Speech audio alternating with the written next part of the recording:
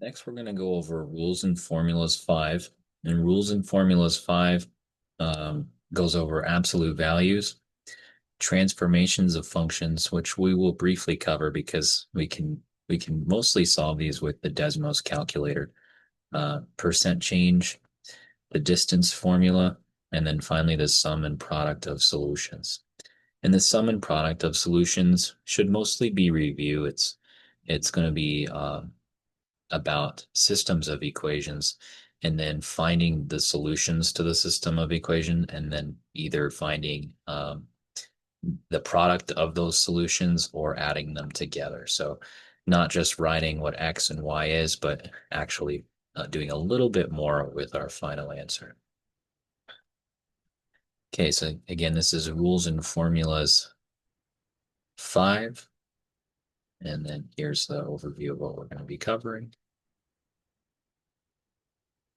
Okay, absolute value. We're going to do an entire lesson on absolute value later. So I'm just going to go over this fairly quickly. Um, and just a reminder, all the rules and formulas problems or yeah, all the rules and formulas problems that we're going to do are they're they just kind of scratch the surface of these ideas. And so really we're covering a lot of different topics all in one day. So if some of it's a little bit more challenging than the others, that's perfectly okay. Just try to take your time with these and just go with the flow if you can. Okay, so for absolute value, we we write it in this form. The absolute value of ax plus b equals c. If c is ever negative, then there's no solution. So if it equals a negative number, there's no solution because it's impossible for an absolute value to equal a negative. If c is 0, then there's one solution. And if c is positive, there's two answers. And so that's going to be uh, the most likely situation is that C is positive. So we would write two different equations where we're saying that C could be positive or it could be negative, which might be a little bit confusing because we just said earlier that if C is negative, there's no solution. But that's just what we do with absolute values. We set we set one of them equal to what it is originally, and then we make a second equation equaling the negative amount. Let's look at a numerical example. It's a little bit easier to work with numbers, I think. So absolute value of 5x minus 10 equals 35. And it says which value of x satisfies the above equation. So here we would make two different equations for this. And I'm going to scroll down to the example here, or the solution of the example. So we just drop the absolute value sign, write the original, do the same thing with a second equation, drop the absolute value sign, write the original, but with what it equals as a negative here. And then we just solve for x. So we would add 10 to both sides on this one, divide by 5 on both sides, and we get x equals 9 for one of our answers. And then the same thing here, add 10, divide by 5, divide by 5, and we get x is negative 5. So we have two answers, x is 9 and x is negative 5. Let's go back up to what I was saying. It says, which value of x satisfies the equation? So even though we have two answers, this is just asking us what's one of those answers. So our answers again were 9 and negative 5. So the right answer is D because 9 is on our answer choices, but there's no negative 5 also. Okay, next one is transformation of functions. So you might have noticed some of these patterns while using Desmos already, but these are all of the rules for shifts of functions. I'm just going to put a standard parabola function in Desmos, and I'm going to just show you what all these are.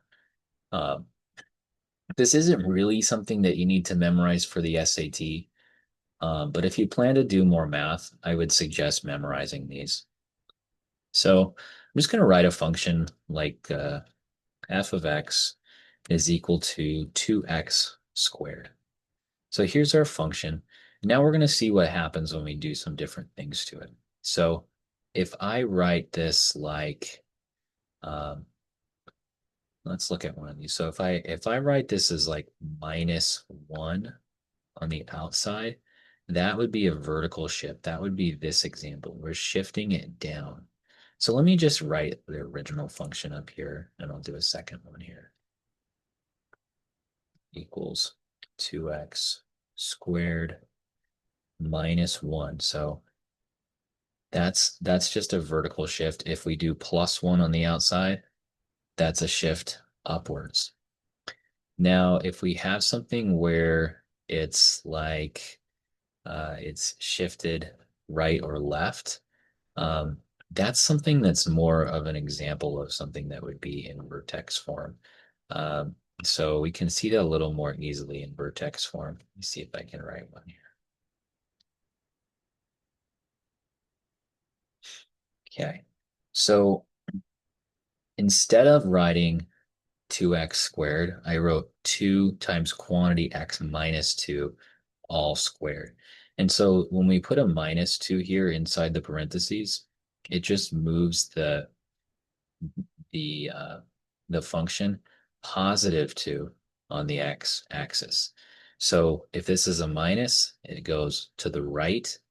If it's a plus, it goes to the left. Let's look at another one in green here. So if we do a plus, it moves it to the left. Okay, so that would be what's called a horizontal shift. So we're going right or left, that's horizontal. Going up or down is vertical. So these are horizontal shifts. And then I'll do the vertical shift again here. So this would be uh, a vertical shift moving up 1 if it's +1. If it's -1, it's going to go down 1. All right, the next one is a reflection. So if we have something where we'll use this same function again. So if we reflect this function, um, I'm going to write the negative of it, and it's going to reflect across the x-axis. So that's this black line, and that would be this first reflection function. Now, let me see if I can get it to reflect the other way. If we reflect across the y-axis, uh, not sure if I can demonstrate that with this one. Let me try here. I think they're going to get the same thing across that axis. We'll come back to that one. So reflecting across the y-axis is putting in a negative value for x, and it would just reflect. This one's already reflected across the y-axis actually, because there's a mirror image here and here.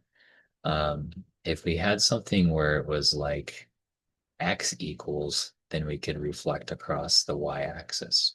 So if it was like x equals 2y squared, we get a sideways parabola, and then we could say x equals -2y squared, and that reflects across the y-axis. That's a little less common to see. Usually we have reflections across the x-axis, but just knowing what these terms mean, a reflection across the x, a reflection across the y. So this is our y.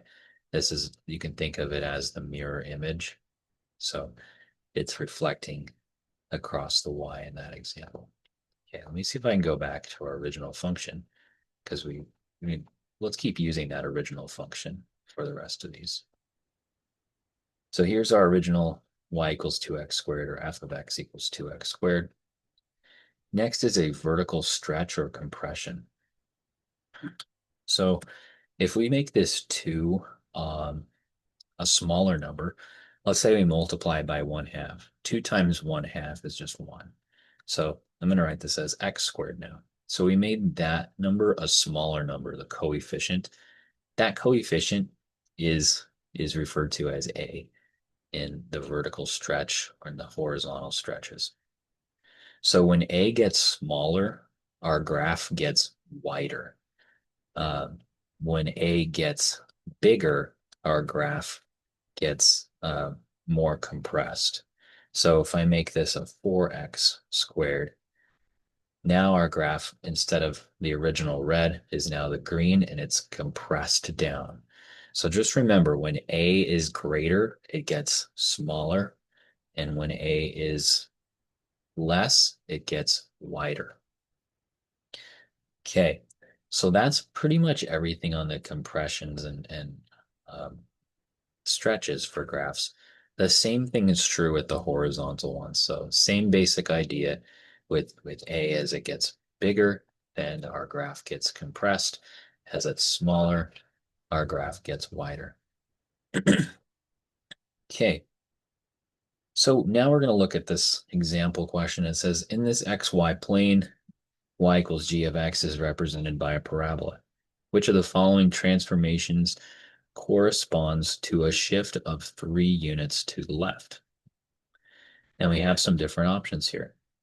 So if we have the function and there's a 3 outside of these parentheses, that means it's uh, a vertical transformation or a vertical shift. So that means it took the original and it scooted it up 3 units. Took the original and went down 3 units. So that's what C and D would be, which is not what we're looking for. We're looking for 3 units to the left. You might be thinking -3 is left, negative is left on the x-axis. It's actually the opposite um, for when we're talking about shifts right and left. So it's the opposite sign. So when you see positive, we're actually going to the left. So this one is A.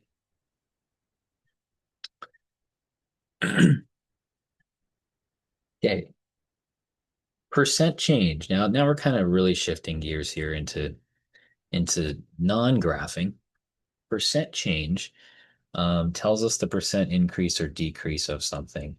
Um, and it can help us to determine how much something grew over time or how much something diminished over time.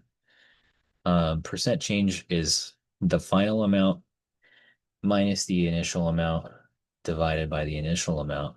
Then we get a decimal, and we times by 100. I like to write it like this. Percent change is equal to x2 minus x1, because x2 happened after x1, divided by x1.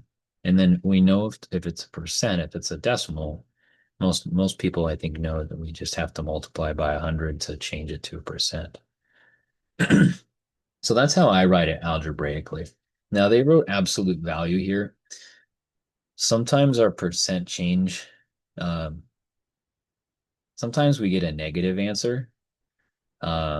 So we can write the positive, but we can say that if we get a positive, but so if we get a negative inside of the absolute value, let's say we get a -50 or -0.5 inside of the absolute value. Then we would change that to positive 0.5 because it's absolute value and then times 100. So we would get 50%, positive 50%. But we could say that the percent change is in the negative direction if it was a decrease. I typically don't write the absolute value when I do this is sort of what I'm really trying to get at here is that the absolute value is is there to write it as always a positive percent, but sometimes I think it can be negative. So here's an example. It says the sandwich shop offers a 15% discount on any sandwich for elementary or high school teachers. If a teacher pays $8.50 for the sandwich after the discount was applied, what was the price of the sandwich before the discount? So now the percent change, they told us the percent change, but we don't know we don't know what one of the x's is for our equation. So if we go down here, um, we have to figure out what one of those x's is. This one, I suppose we can solve it like a percent change problem. Let me see if I can write it as a percent change problem, because this isn't exactly how the uh, initial equation is that we went over. Uh, so the percent, they get a 15% discount on the sandwich. So this becomes, let me see here, just a moment. See. All right, so this is more of a challenging problem than I was thinking that we were going to get for these, but that's okay. Normally, when I start students with percent change, we do some that are a little more direct, but that's all right. So the teacher pays $8.50. That's what they paid after. So X2 is $8.50. We don't really know the price before. I think a lot of you can probably do this on a calculator though without percent change for this one. But let's just look at how we would solve it with percent change. So the percent change, they got a 15% discount. So the percent change is equal to negative 0.15 because they saved 15%. So they got 15% less, you can think of it as. So now when we write our percent change formula,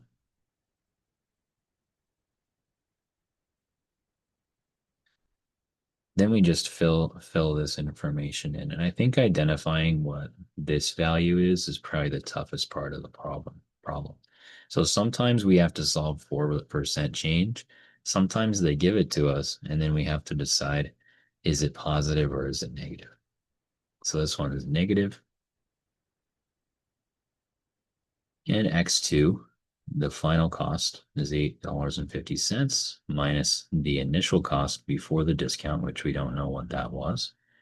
And don't worry, we have two of the same variable, but we still end up with an answer here. So we times by x1 on both sides, and we get negative 0.15x1 equals 8.50 minus, and that just crosses those out. So we still are left with this x1 over here. Now we're going to add x1 to both sides. We have 0.85 x1 equals 8.5.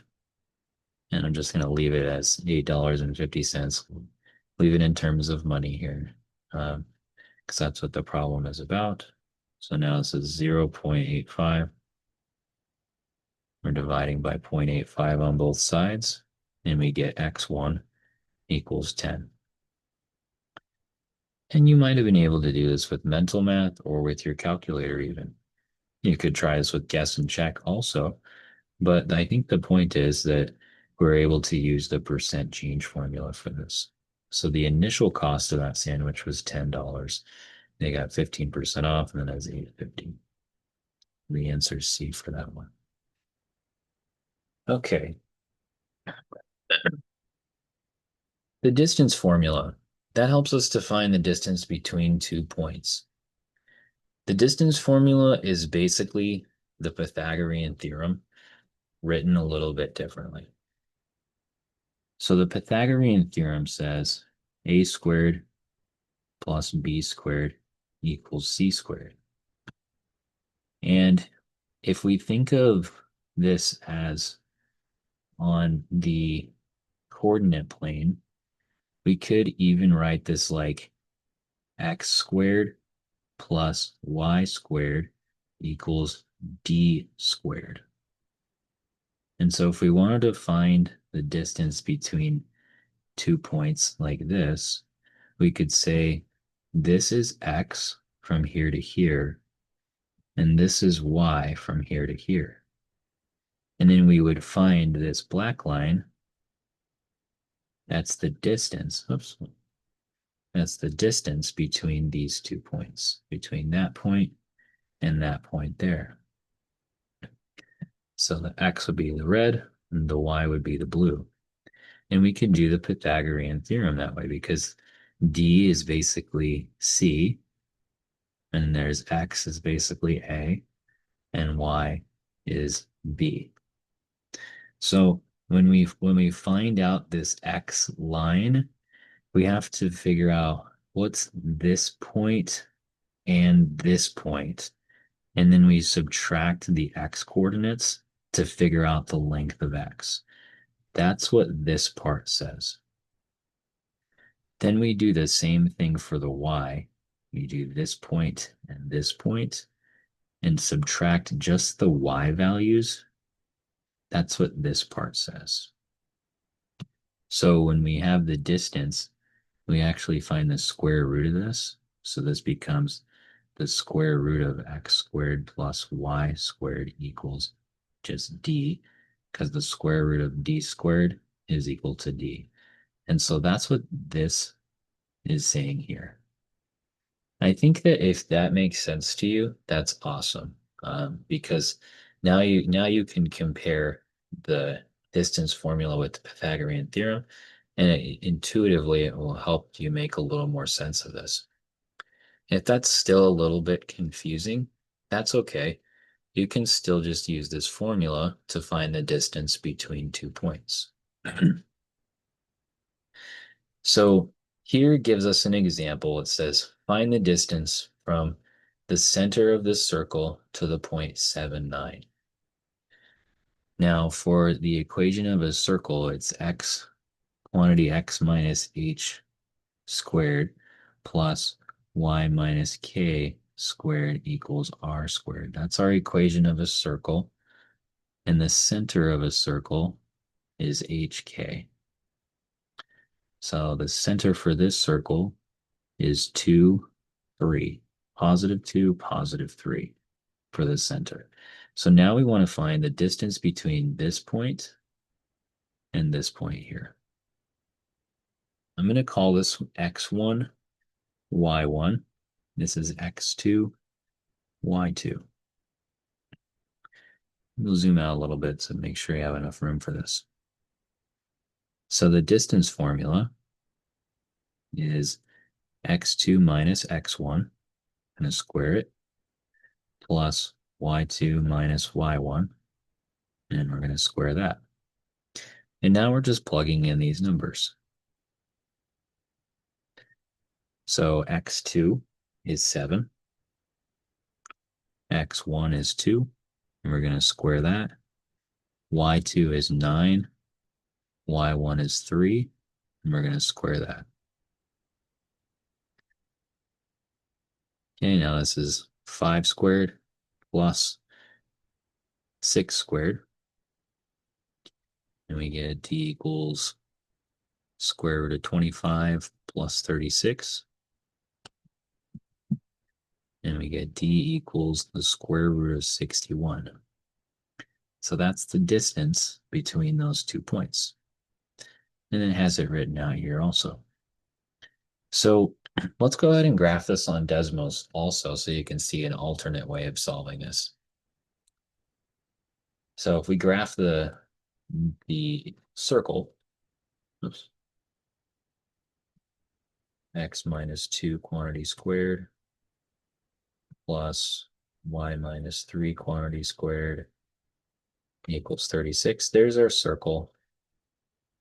And we can even put the 0.79 on here, label it. There's 7,9. And then we want to know from the center is 2, 3 is our center. It's the very center of the circle. We can call that C to the center.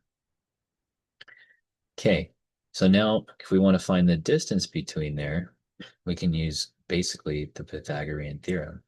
Let me copy this and then put it on the whiteboard so we can write on it.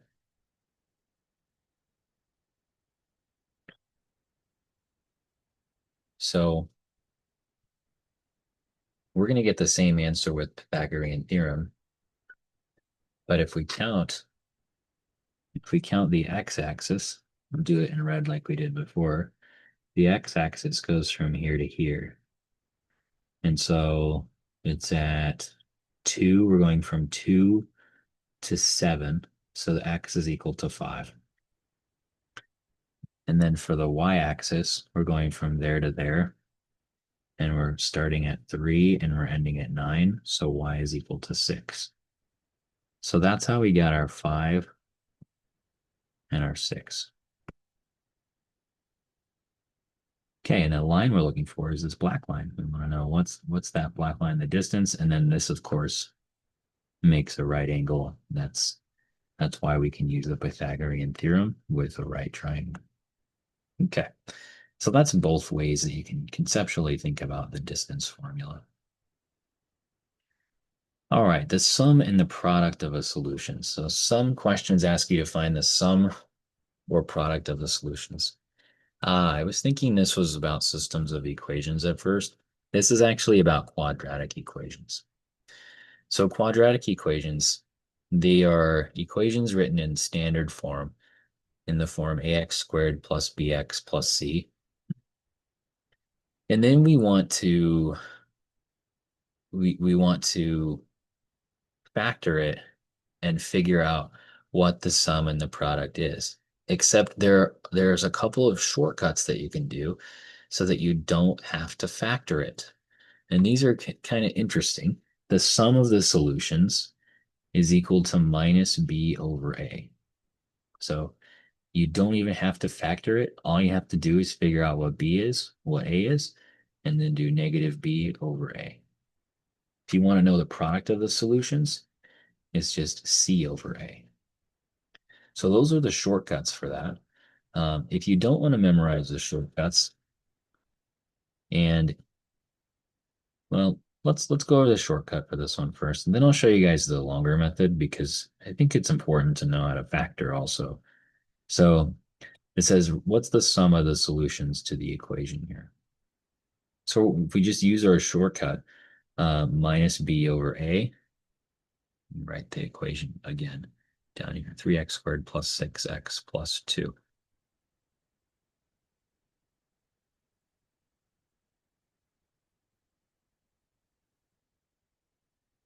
Okay, so a is 3, b is 6, c is 2. The sum of solutions shortcut says minus b over a. That's just minus negative 6. Excuse me, not minus negative 6, just negative 6 over 3, which is equal to negative 2. So that's the sum of the solutions. Now let's actually figure this out, though. You can use the quadratic formula. You can use Desmos. You can graph this on Desmos. It'll tell you what those solutions are. Or you can factor it. So just a quick Desmos review. I'm going to put this into Desmos. It's 3x squared plus 6x plus 2.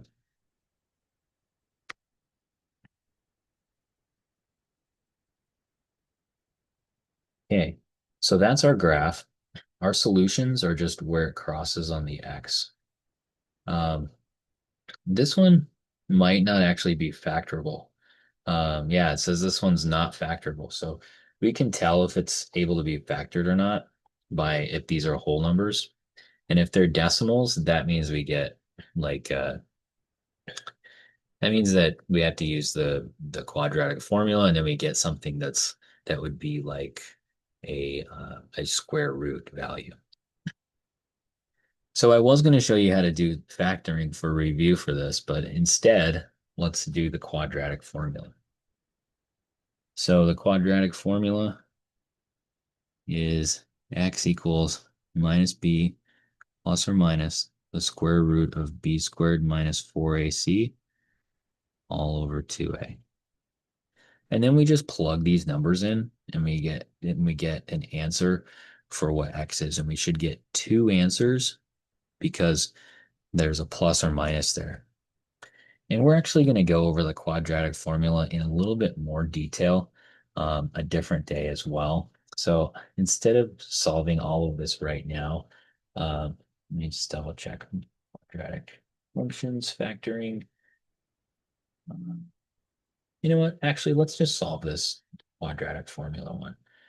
just in case. So we'll solve this. So minus b is -6 plus or minus the square root of b squared is 6 squared minus 4 times 3 times 2 all over 2 times a plus or minus the square root of 36 minus 4 times 3 times 2 is 24 all over 6 -6 plus or minus square root of 12 all divided by 6. So now we have two answers for this. I'm gonna erase this. This was our original problem, but I'm just erasing it to kind of get rid of it for now. So we're gonna have two answers. We have -6 plus root 12 all over 6. And our second answer is -6 minus root 12 all over 6.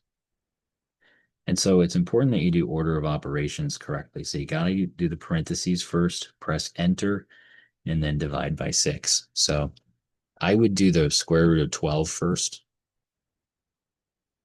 and then -6, and we get about -2.535, and then divide by 6, and we get -0.422. Yep. So that's one of our answers. So again, all I did was that, and that was for one of our answers. And then when we do the second one, we should get the other decimal that we find on Desmos also. Okay, so those are just a couple of different ways that you can solve for the sum and the product of the solutions of a quadratic. So as long as you know that the solutions of a quadratic cross on the x-axis and they are the x values on the x-axis, then you'll know how to do these. But if you have the time to memorize the shortcut, there's the shortcut. Sum of solutions minus b over a, product of solutions c over a. Okay, that is everything for rules and formulas number 5.